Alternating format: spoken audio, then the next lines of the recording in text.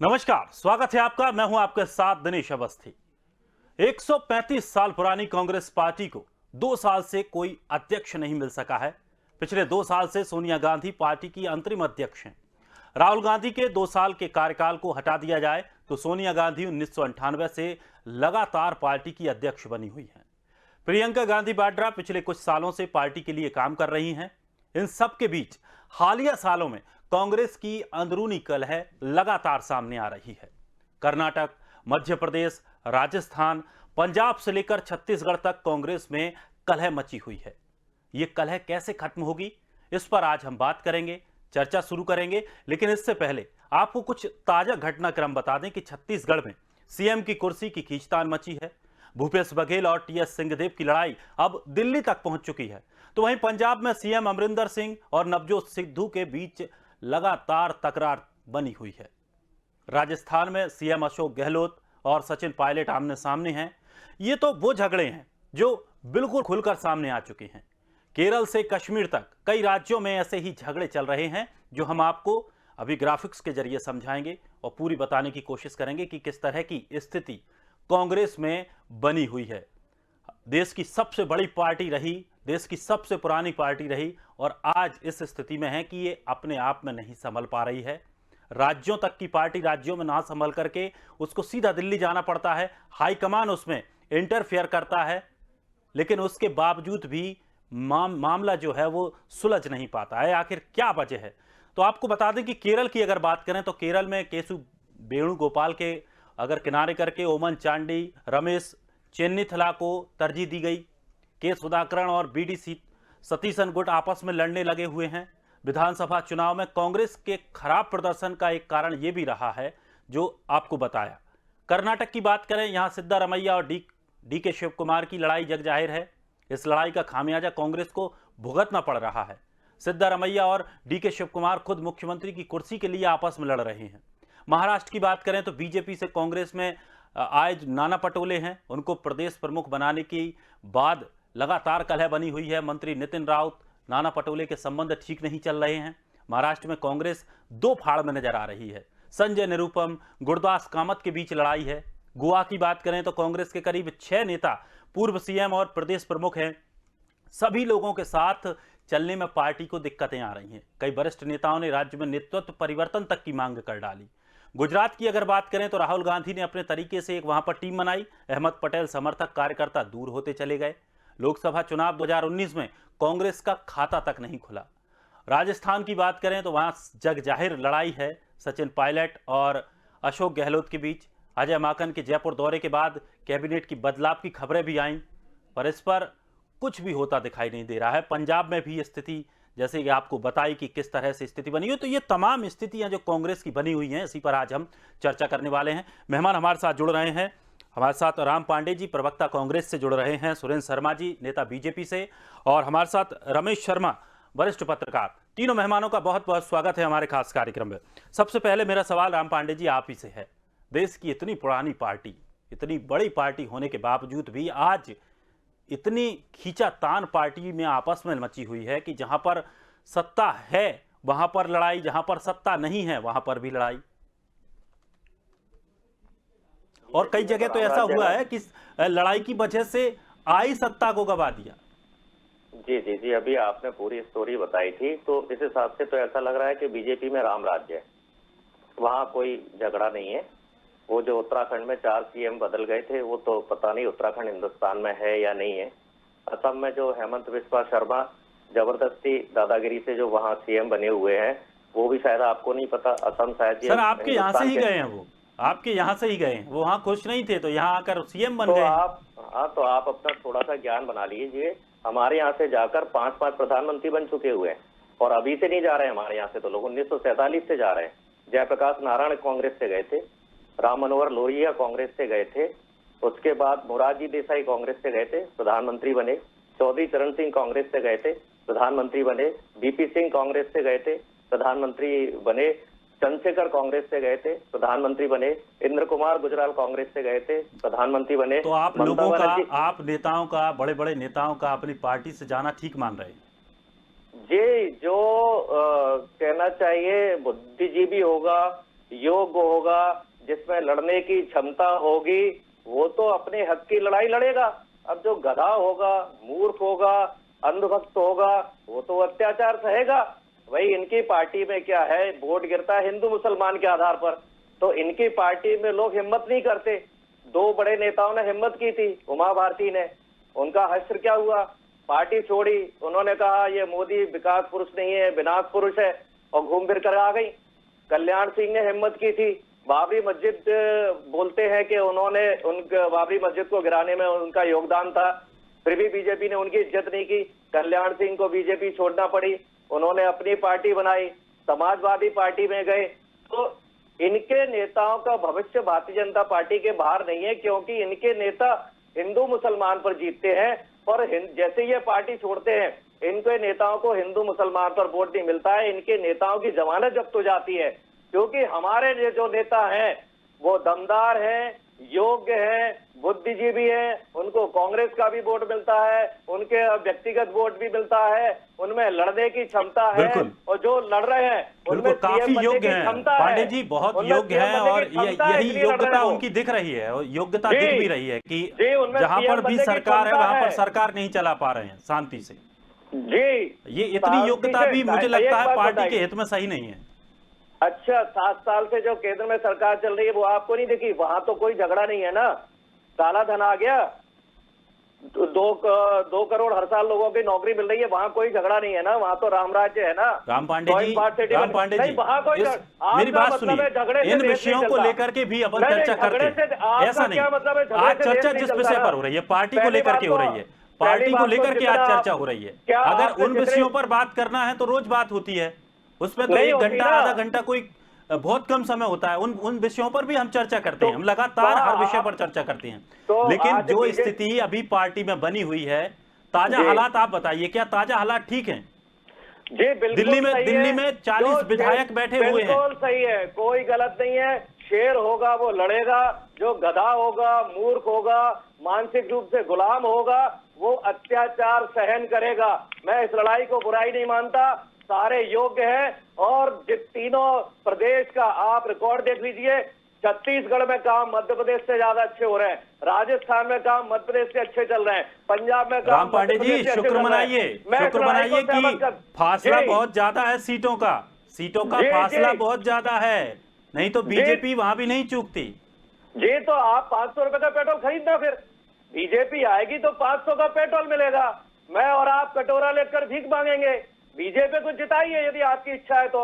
आपको दिखाई नहीं देता है आड़वाणी जी को घर बैठा दिया, आपको दिखाई नहीं देता राष्ट्रीय उपाध्यक्ष मुकुल राय पार्टी छोड़ गए, आपको दिखाई नहीं देता सत्यवंत सिन्हा छोड़ गए, आपको दिखाई नहीं देता यशवंत सिन्हा छोड़ गए, आपको दिखाई नहीं देता इनकी पार्टी में ही थे सिद्धू, वो छोड़ गए, आपको दिखाई नहीं देता सिंधिया जी हमारी पार्टी के छोड़ गए, अब ये सारे मूर्ख उनको झेल रहे हैं वहां। तो ये आपको नहीं दिखाई देगा, आपको तो केवल कांग्रेस का दिखाई देगा। भारतीय जनता पार्टी की नाकामियां, निकम्मापन आपको नहीं दिखाई देगा, आपको केवल भारतीय जनता पार्टी का हिंदू मुसलमान दिखाई देगा, जिससे भारतीय जनता पार्टी को फायदा हो। आज देश कहां जा रहा है, हमें इस बात पर चर्चा करनी चाहिए। हमारी जीडीपी कहां जा रही है, इस बात पर चर्चा करनी चाहिए। हमारी अर्थव्यवस्था कहां जा रही है, इस बात पर चर्चा होनी चाहिए। हम गरीबी में कहां पहुंच चुके हैं, इस पर चर्चा होनी चाहिए। हम कुपोषण में कहां पहुंच चुके हैं, इस बात पर चर्चा होनी चाहिए। महिला दुष्कर्म में हम कहां जा चुके हैं, इस बात पर चर्चा होनी चाहिए।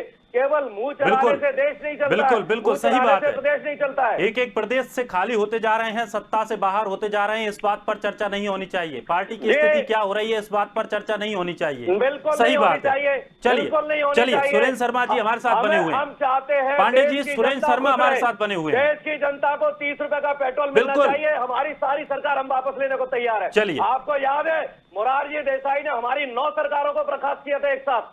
मोरारजी देसाई ने 9 सरकारों को एक साथ बर्खास्त किया था, 9 सरकारें हमारी एक साथ गई थी। हम तो ये चाहते हैं हमारी सारी सरकारें चली जाए, कोई दिक्कत नहीं है। लोगों को पेट्रोल 30 रुपए का मिलना चाहिए, बिजली का बिल 100 रुपए का आना चाहिए, महंगाई खत्म होनी चाहिए, रोजगार मिलना चाहिए। हमारी सरकार रहे या न रहे, इससे कोई फर्क नहीं पड़ता। चलिए सुरेंद्र शर्मा जी, आप किस तरह से देखते हैं जो अभी कांग्रेस के वर्तमान हालात हैं, क्या स्थिति बनी हुई है और क्या वजह है?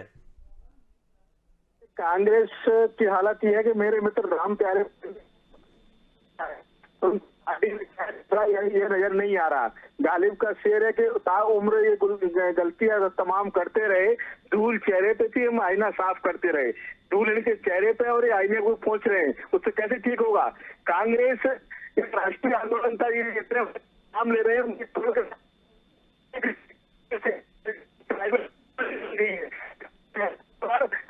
हो गया और एक तरफ कब्जा है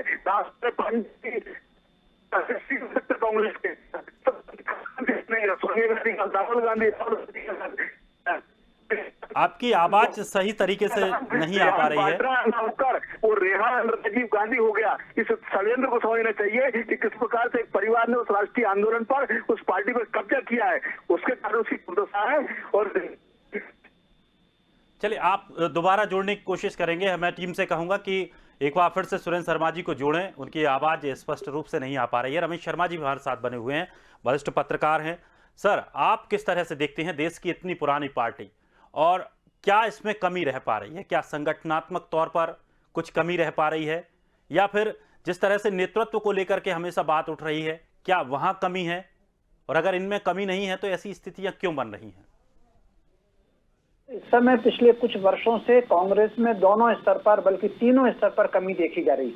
जो मुद्दे वो उठा रहे हैं उसमें भी कहीं ना कहीं कुछ कमी है, नेतृत्व के स्तर पर भी है, और कहीं ना कहीं संगठन के स्तर पर भी ये कमी है। आप मुझे बताइए, हम पिछले काफी दिनों से कांग्रेस केवल दूसरी पार्टियों पर हमलावर है, न केवल वो भाजपा पर। जहां पर जो पार्टी होती है, हालांकि पिछले 2 चुनावों में जरूर उन्होंने तृणमूल को और केरल में कम्युनिस्ट पार्टी पर हमले नहीं किए, लेकिन वो हमलावर हैं। तो मोटे तौर पर एक व्यक्ति अगर किसी बहुत दिनों तक दूसरे की बुराई करता है तो फिर लोग उसको सुनते नहीं। कांग्रेस ने पिछले, जब राजीव गांधी ने दोबारा शुरुआत की थी 15-16 के आसपास, 13 के आसपास, तब उन्होंने मुद्दे अच्छे उठाए थे। बेरोजगारी का मुद्दा उठाया था और किसान ऋण मुक्ति का मुद्दा उठाया था। उसका लाभ उनको देश भर में मिला। उसी आधार पर उनकी राजस्थान में सरकार बनी थी, उस आधार पर छत्तीसगढ़ में बनी थी, और उस आधार पर उनका परसेंटेज का वोट भी बढ़ा था गुजरात में, उत्तर प्रदेश में। लेकिन उसके बाद जिस तरीके से राजस्थान और सरकार ने, मध्य प्रदेश की सरकार ने किसान ऋण मुक्ति को थोड़ी सी जलेबी बनाना शुरू की, कुछ में से कई किंतु परंतु निकाले, तो वो मुद्दा फ्लॉप हो गया उनका। उसके बाद से फिर वो कोई मुद्दा लेकर के नहीं आ रहे। आप 70-72 वर्ष का अगर इतिहास देखें भारतीय प्रजातंत्र का, जो भी पार्टी सत्ता में आई है सत्तारूढ़ दल को हरा करके, चाहे जनता पार्टी आई हो कांग्रेस को हरा करके, या कांग्रेस दोबारा जनता पार्टी को हरा करके आई हो, किसी न किसी मुद्दे को उठा करके ही आई। इस वक्त कांग्रेस कोई मुद्दा नहीं उठा रही है।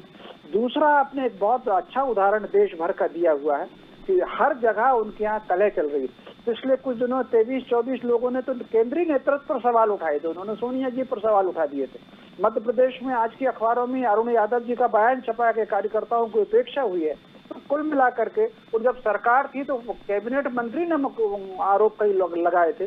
तो कुल मिलाकर के कहीं ना कहीं एक अनुशासन का और नेतृत्व का दोनों की समस्या है। और इसके अलावा कई बार कांग्रेस के लोग बहुत ताकत के साथ जो बोलते हैं, लेकिन जनता तो उसका सत्य समझती है। थोड़ी देर के लिए, जैसे हिंदू मुसलमान की बात, कांग्रेस को लोग भाजपा वालों पर आरोप लगाते हैं हिंदू मुसलमान का, लेकिन आप मुझे बताइए मुस्लिम कोड बिल किसने बनाया? मुसलमानों के लिए अलग कानून, हिंदू कोड बिल, मुसलमानों के लिए मुस्लिम पर्सनल लॉ और हिंदुओं के लिए हिंदू कोड बिल, यानी हिंदू का कानून अलग और मुसलमान का अलग, ये कांग्रेस ने बनाया। हिंदू और मुसलमान के आधार पर देश का विभाजन ये कांग्रेस ने किया। भाजपा वाले तो एक डीएनए की बात करते हैं, सबका साथ सबके विकास की बात करते हैं। तो ये बात जनता अच्छी तरीके से समझती है। कांग्रेस को इन मुद्दों से ऊपर उठ करके कहीं ना कहीं जो जनता को छूने वाले मुद्दे हैं, उन मुद्दों को कुछ ना कुछ नया खोजना पड़ेगा। जैसा वो 2012-13 में खोज करके लाए थे, 15 में खोज करके लाए थे, किसान ऋण मुक्ति का खोज करके लाए थे, फिर उन्होंने कुछ बेरोजगारियों का की, तो ऐसा कुछ मुद्दा और उनको नया खोज करके लाना पड़ेगा। उत्तर प्रदेश में ये प्रयोग लग रहा है कांग्रेस का, जहां पर उन्होंने जो पत्र जारी किया है उस पत्र में उन्होंने सपा को भी घेरे में लिया, बसपा को भी घेरे में लिया। ये एक अलग थोड़ी सी रणनीति अब दिखाई दे रही है। उत्तर प्रदेश में एक और परिवर्तन कांग्रेस कर रही है और उसका संभव तो उनको लाभ भी मिलेगा। आप मुझे बताइए, भारत की जो मानसिकता है कहीं ना कहीं थोड़ी सी आस्थावादी मानसिकता है। स्वतंत्रता आंदोलन में कांग्रेस को बल तभी मिला था जब रघुपति राघव राजा राम का नारा गांधी जी ने दिया था और रामराज की कल्पना दी थी। गांधी जी ने आजादी के पहले दी थी, लेकिन कांग्रेस उससे थोड़ी सी पीछे हटी। लेकिन अब उत्तर प्रदेश में ये देखा जा रहा है कि प्रियंका जी अयोध्या या तो चली गई हैं या जाने वाली हैं, तो कुल मिलाकर के फिर अभी उन्होंने इंदौर में जो प्रदर्शन किया, भगवा ध्वज को लेकर के प्रदर्शन किया, तो कांग्रेस कहीं ना कहीं भारतीय मूल्यों पर लौट रही है। इसका उनको संभवतः कुछ लाभ मिलना चाहिए। बिल्कुल। चलिए, सुरेंद्र शर्मा जी हमारे साथ जुड़ गए हैं वापस से। सुरेंद्र जी, आप अपनी बात पूरी कीजिए। देखिए, मेरा कहना यह है कि जब परिवार या संगठन का मुखिया कमजोर होता है तो आपसी कलह बढ़ती है। कांग्रेस की हालत यह है कि कांग्रेस एक परिवार की प्राइवेट प्रॉपर्टी बन गई है और आज हालत ये है कि सोनिया गांधी किसी से मिलती नहीं है, राहुल गांधी कुछ बोलते नहीं है और प्रियंका गांधी किसी की सुनती नहीं है। ये 3 टिकड़ी में परिवार बट गया और आगे चल के प्रियंका ने अपने बेटे का नाम भी रेहान वाड्रा से रेहान राजीव गांधी कर लिया है। यानी कुल मिला के संगठन पर कब्जा करने की इनकी पूरी वो है। उसके कारण पूरे देश के नेताओं को लग रहा है कि हमारा भविष्य खतरे में है। कोई मिलने वाला नहीं, कोई सुनने वाला नहीं है। उस कारण से पूरे देश में कांग्रेस में कलह मची हुई है। उस कलह के कारण तमाम हम सब देख रहे हैं, सब जगह झगड़े हो रहे हैं। झगड़े को सुलझाने वाला नहीं है। छत्तीसगढ़ में झगड़ा है, पंजाब में झगड़ा है, राजस्थान में झगड़ा है, महाराष्ट्र में झगड़ा है, मध्य प्रदेश में झगड़ा है और उसके कारण कांग्रेस एक देश में तमाशा बन गई है। कांग्रेस अपने नैतिक मूल्य खो गई है। हिंदू मुस्लिम की बात करते हैं, इनसे पूछिए साहिबानों के प्रकरण कौन लेके आया? रमेश जी जिस बात का उल्लेख कर रहा है कि इंदौर में कांग्रेस ने भगवा झंडे लिए, अरे उस चूड़ी वाले तस्लीम के लिए तुमने सारी कांग्रेस को सड़क पर ला दिया। जो महिलाओं को छेड़ रहा था, ये कांग्रेस की हालत है। आप किस दिशा में जा रहे हो? एक दिशाहीन दिग्भ्रमित कांग्रेस आज पूरे देश में तमाशा बनी हुई है और तमाशा सारा देश देख रहा है। पांडे जी, क्या लग रहा है, जिस तरह से एक आरोप ये लगता रहा है लंबे समय से कांग्रेस पार्टी पर कि एक परिवार ने उस पर कब्जा कर लिया है, वहां से कांग्रेस नहीं छूट पा रही है, इसलिए देश में बढ़ नहीं पा रही है कांग्रेस, उठ नहीं पा रही है ऊपर। तो आपको क्या दिक्कत है जब हमें प्रॉब्लम नहीं है? तो आप इनसे इनकी पार्टी के बारे में पूछिए ना, इनसे हमारी पार्टी के बारे में क्यों पूछेंगे? आप इनसे हमारी पार्टी के बारे में सवाल करेंगे तो ये तो हमारी पार्टी के बारे में गालियां देंगे ही ना। इनसे ये पूछिए कि उत्तराखंड में 4 सीएम क्यों बदल गए। इनसे ये पूछिए कि विश्वा शर्मा को असम का मुख्यमंत्री क्यों बनाया। इनसे पूछिए ना येदियुरप्पा को क्यों हटाया। और ये अभी महात्मा गांधी जी को गाली दे रहे थे। फिरोज गांधी को महात्मा गांधी जी ने गोद लिया था और ये फिरोज गांधी को गाली देते हैं, महात्मा गांधी को गाली देते हैं और कभी महात्मा गांधी की चमचागिरी करते हैं। तो महात्मा गांधी ने गोद लिया था जैसे अटल बिहारी वाजपेयी जी ने रंजन भट्टाचार्य को गोद लिया था। तो फिरोज गांधी महात्मा गांधी के अगर महात्मा गांधी ने फिरोज गांधी को गोद लिया था तो महात्मा गांधी जाति से बेस्ट थे, कैसे फिर गांधी परिवार ब्राह्मण बन गया? आपने गांधी जी को भी धोखा दिया है। झूठ बोलते हैं आप लोग देश के सामने। फिरोज गांधी मुस्लिम था, महात्मा गांधी बेस्ट थे। अगर गांधी ने गोद लिया तो बेस्ट होना चाहिए था। आप ब्राह्मण कैसे हो गए? देश के सामने झूठ बोलने का, धोखा देने का काम कांग्रेस करती है। कभी आप कहते हैं मुंह बंद करो अपना, तमीज नहीं है बात करने का, इतनी अकल नहीं है। फिरोज गांधी पारसी थे और गोद लिया महात्मा गांधी ने। मैंने महात्मा गांधी बैठे थे तो फिरोज गांधी ब्राह्मण है। घूम फिर कर हिंदू मुसलमान शब्दों का प्रयोग थोड़ा शिष्टता के साथ करें पांडे। ये महंगाई की बात नहीं करेंगे, ये संस्कार है, ये संस्कार है, ये इटालियन संस्कार है, ये सोनिया गांधी के संस्कार है, राहुल गांधी के संस्कार है। इनको बोलने की तमीज नहीं है। कराते हैं इन पाकिस्तान जिंदाबाद, भीड़ में घुसकर ये बोलते हैं और कार्रवाई कुछ नहीं करेंगे, चूड़ियां पहनकर बैठ जाएंगे। पाकिस्तान जिंदाबाद के नारे क्यों देश में बढ़ रहे हैं? क्यों देश में हर आदमी देशद्रोही हो रहा है? क्यों पूरी आज 50% से ज्यादा लोग देशद्रोही हो गए? दिल्ली में आप हार गए थे, आपने कहा पूरा दिल्ली देशद्रोही है। बंगाल में आप हार गए, आपने कहा पूरा बंगाल देशद्रोही है। तमिलनाडु में आप हार गए, आपने कहा पूरा तमिलनाडु देशद्रोही है। आप हर आदमी को देशद्रोही। पांडे जी बताइए, दिल्ली में आपकी पार्टी झंडा क्यों दिया? बंगाल में कांग्रेस झंडा क्यों दिया? आप 0 पे ट्रेन मिल गए। मुसलमान बजरंग आपने आपका हमला किया है। हम तो कहते हैं सबके साथ सबका विकास, सबका विश्वास। आप करते हो। कटियार कहाँ है? आप को फैसला किस पार्टी ने बनता है? मुझे गोविंदाचार्य कहाँ है? जो हिंदू धर्म के ठेकेदार थे, उन ठेकेदारों को इन्होंने ठिकाने लगा दिया। आपकी पार्टी में रहते हुए G23 बना है। सवाल न पूछा जाए इनसे। बीजेपी के गांधी परिवार के बाद राम प्यारे पांडे कुछ बन सकता है क्या? पूछा जाए तोगड़िया को मंत्री क्यों नहीं बनाया, इनसे पूछा जाए। अरे साहब तोगड़िया राजनीति में नहीं थे, क्यों नहीं बनाया? क्या झूठी बात करते हो? तोगड़िया राजनीति में थे क्या? उमा भारती को क्यों राम कराने कांग्रेस की आदत में शामिल है ये। उमा भारती के कारण मध्य प्रदेश में सरकार बनी थी, वो उमा भारती चप्पल चटका रही है। उन उमा भारती का ये लोग अपमान कर रहे हैं, प्रवीण तोगड़िया का अपमान कर रहे हैं। आपको बड़ी चिंता हो रही है प्रवीण तोगड़िया की? नहीं, राम प्यारे पांडे जी, अगर आप प्रवीण तोगड़िया जी की बात से सहमत है तो प्रवीण तोगड़िया ने सोनिया गांधी जी के बारे में जो कहा था उसके बारे में आपको क्या मत है? राम प्यारे पांडे जी, प्रवीण तोगड़िया ने सोनिया गांधी जी के बारे में जो कहा था उस शब्द के बारे में आपको क्या मत है? पांडे को मुसलमान बोलते हो, ठाकुर को मुसलमान बोलते हो, बनिया को मुसलमान बोलते हो, जाटव को मुसलमान बोलते हो, राहुल गांधी की जाति क्या है ये बता दो। मुसलमान राहुल गांधी की जाति क्या? ब्राह्मण की बनिया है। हर आदमी आपकी नजर में मुसलमान। गुजरात में जनेऊ पहन लेते हो, केरल में आके टोपी पहन लेते हो, ये आपके राहुल गांधी की आदत है। अरे आप हो क्या ये तो बता दो। आपके लिए मुसलमान हो गए, मिश्रा मुसलमान हो गए, शर्मा मुसलमान हो गए, हर आदमी को मुसलमान। आपका काम केवल गालियां देना है। मैं तो केवल इतना बोल रहा हूँ राहुल गांधी मुसलमान है, राहुल गांधी मुसलमान है, ये मैं बोल रहा हूँ। फिरोज गांधी का पोता मुसलमान ही होगा। क्यों चाट रहे हैं आप? थूक कर क्यों चाट रहे हैं आप? तो ये बताइए पेट्रोल 30 रुपए का कब आएगा? आप थूक कर क्यों चाट रहे हैं आप ये बताइए। चलिए के लोगों को रोजगार चलिए राम पांडे जी, चलिए बताइए अर्थव्यवस्था कब सुधरेगी? रमेश जी, क्या स्थिति अब आगे होने वाली है और क्या कुछ सुधारों की पार्टी को जरूरत है? क्योंकि हमें फिक्र है, इतनी पुरानी पार्टी है, देश की बड़ी पार्टी है, उसकी फिक्र करना सभी की जरूरत है। एक इतनी पुरानी पार्टी, बड़ी पार्टी जिसने इतने दशकों देश पर राज किया, विपक्ष पार्टी भी इसका सपोर्ट करेगी, वो भी सवाल पूछ सकते हैं, इसमें कोई बड़ी बात नहीं है। रमेश जी, तो इडली कुतिया गा रहा उससे। रमेश जी, बीजेपी के बारे में भी पूछ लीजिए सर, सारे सवाल आप कांग्रेस के विचार करने की जरूरत है। एक सवाल बीजेपी के बिल्कुल पांडे जी, बीजेपी के अंदर स्थिति ऐसी उत्पन्न होगी, बीजेपी से भी सवाल करेंगे, बीजेपी से भी सवाल करेंगे, बीजेपी से भी सवाल करेंगे। पहले बीजेपी के स्तर पर आप अपनी पार्टी को लाइए, संगठनात्मक तौर पर आप अपनी पार्टी को लाइए, पहले अपने आप को वहां खड़ा कीजिए। अन्याय चैनल पर हो रहा है, आप सवाल बीजेपी के बारे में करिए तो यह न्याय कहलाएगा। बिल्कुल, जब जरूरत बीजेपी से पड़ेगी वहां से भी सवाल पूछेंगे। नहीं पड़ेगी, बिल्कुल नहीं पड़ेगी, आपको कभी नहीं पड़ेगी बीजेपी से पूछने की। अभी पूछिए आप रमेश जी। हाँ, तो कुल मिलाकर के कांग्रेस को दोनों स्तर पर विचार करना चाहिए। एक तो कहीं ना कहीं संगठनात्मक स्तर पर भी उनको विचार करना चाहिए सर। और दूसरा क्या आपको टोकना चाहूंगा सर, आपको टोकना चाहूंगा। मैं एक बात और जानना चाह रहा हूं कि कांग्रेस के पास एक ऐसा संगठन था सेवा दल, जो कि जिसकी पहुंच गांव के हर जगह पर थी, खास करके जो गांव में पंचायत जिसको अब कहने लगे, पहले जो चबूतरे होते थे कि जहां पर सभी लोग बैठते हैं, तो ऐसा बताया जा रहा है, मैंने पढ़ा था एक जगह कि सेवा दल की पहुंच वहां तक थी, यानी कि गांव-गांव से लोग कांग्रेस से जुड़े हुए थे।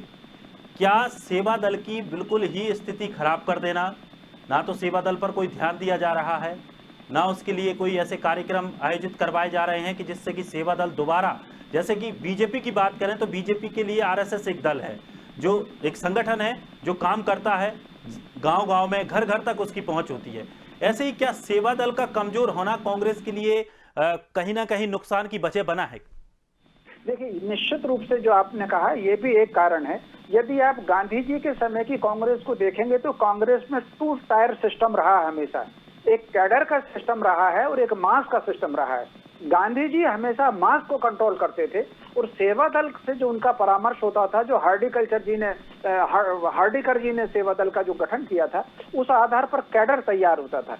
तो कैडर और मास, कांग्रेस इन दोनों चीजों पर लगातार काम करती आ रही थी। लेकिन धीरे धीरे आजादी के बाद खास एक और बात, आप 1950 के पहले की अगर कांग्रेस देखेंगे तो 1950 के पहले की कांग्रेस में परिवार का कोई महत्व नहीं रहा। अगर परिवार का महत्व होता तो गांधी जी के बच्चे कहाँ हैं, सरदार पटेल के बच्चे कहाँ हैं, तिलक के बच्चे कहाँ हैं, तो उन सबका जो बड़े बड़े नेता थे, या कामराज के बच्चे कहाँ हैं जो अध्यक्ष रहे हैं, या बनर्जी साहब के बच्चे कहाँ हैं जो कांग्रेस के अध्यक्ष रहे हैं, तो वो सारे के सारे लोग, परिवार को महत्व नहीं था। लेकिन 51 के बाद कहीं ना कहीं कांग्रेस में परिवार का जो महत्व बढ़ना शुरू हुआ, ये 1951 के बाद महत्व बढ़ना शुरू हुआ, जब नेहरू जी ने इंदिरा जी को अपना एक सहयोगी के रूप में जोड़ा उन्होंने अपने साथ, तो उसके बाद होकर के धीरे धीरे उसका कैडर कमजोर हुआ और कांग्रेस मास बेस्ड पार्टी बनी।